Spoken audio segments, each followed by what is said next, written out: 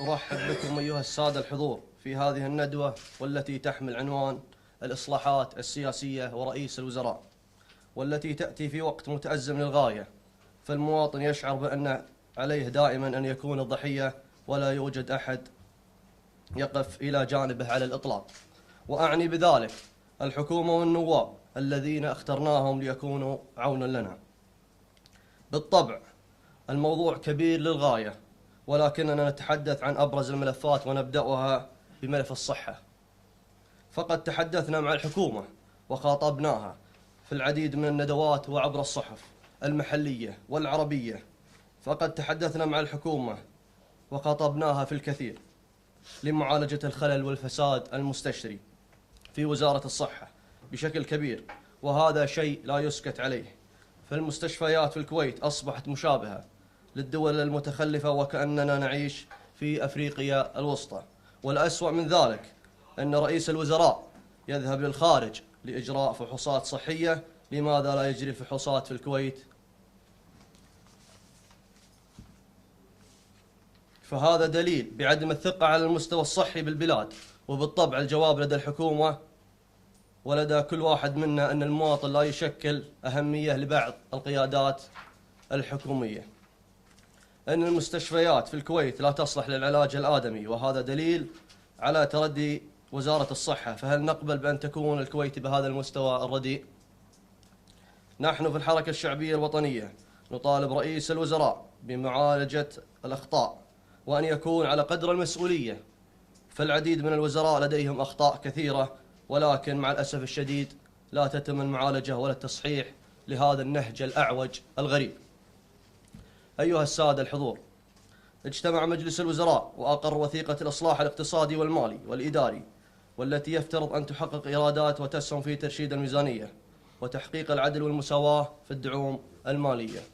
ولكن هذا الاجتماع كان برأينا صوريا أي شكليا، فجميعنا رأينا ما قدمه وزير الإسكان وعرقلته لسكن المواطن لسنوات طويلة، وأيضا تشاركه الحكومة مع الأسف الشديد. وأخيرا المنازل التي غير صالحة للسكن بسبب تعسف المقاول، وهذا كله بسبب تقاعس وزير الإسكان.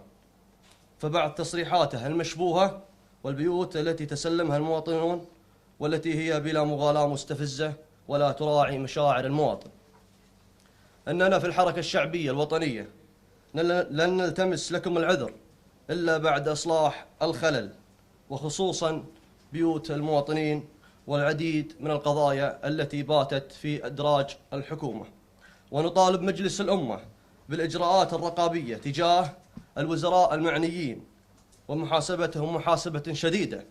وإذا لم ينجز رئيس الوزراء أو وزراءه فعلى نواب الأمة استجوابهم وعدم الانبطاح لهم. فمصلحة الكويت فوق الجميع، وإلا سوف نحاسبكم في صناديق الاقتراع قريبا. ولو نظرنا حولنا أيضا لوجدنا مشكلة جديدة تتمثل في أسعار الكهرباء. أين أعضاء مجلس الأمة؟ الجميع يقول أين أعضاء مجلس الأمة؟ مع الأسف الشديد. إن كان رئيس الوزراء لماذا يصمت تجاه ما يعانيه المواطنون؟ فأين هم الذين كنا متمسكين بهم؟ فهل يعقل أن تتم زيادة الكهرباء بطريقة غير طبيعية؟ هل يعون أنهم يمثلون الأمة أم يمثلون أنفسهم؟ نطالب بالتحرك، وأقسم بالله العظيم وبكل مصداقية سيكون هناك تغيير جذري في الانتخابات المقبلة لغالبية أعضاء مجلس الأمة. أننا نجدد المطالبة بالإصلاحات الحقيقية والحكومة بمحاسبة سراق المال العام الذين هربوا للخارج. والحكومة تعرف قضية المدير العام للتأمينات الاجتماعية ودوره.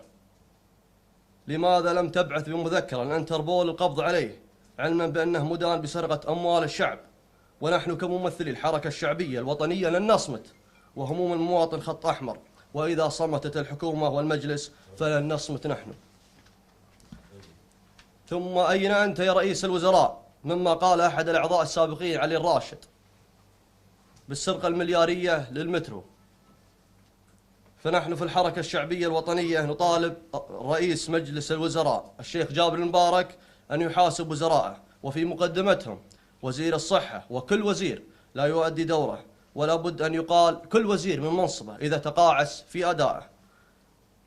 وليس من خلال طرح الثقة، ولا بد أن يكون الرجل المناسب في المكان المناسب. فنحن نسمع بالتنمية ولا نراها. أين التنمية يا رئيس الوزراء؟ كما نطالب رئيس الوزراء أيضا أن يفعل دور الحكومة في النهوض بالبلاد ودفع عجلة التنمية الحقيقية وليست الوهمية، واحترام حقوق المواطنين، وعدم المساس بجيوبهم، وإيصال الاقتصاد إلى بر الأمان والسرعة في جعل الكويت مركزا ماليا وتجاريا كما أمرنا والدنا صاحب السمو أمير البلاد حفظه الله ورعاه، لتصبح الكويت دولة متطورة تواكب الدول المتقدمة. والسلام عليكم ورحمة الله وبركاته.